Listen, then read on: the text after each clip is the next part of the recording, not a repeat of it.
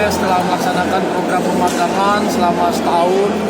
Jadi para peserta sebanyak 100 orang dan alhamdulillah untuk pemagangan tadi sudah diterima di PTBA sebanyak 5 orang. Dan sisanya mungkin SPS akan agak sendiri Mas SPS ya, antara 35 sampai 40 orang.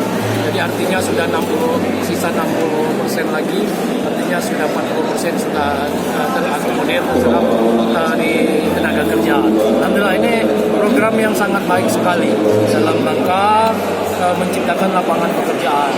Karena terutama di pemagangan alat operator dan mekanik ini sangat terbuka lebar pasar kerjanya, bukan saja di perusahaan-perusahaan yang ada di Tanjung ini, tapi tersebar di mana-mana.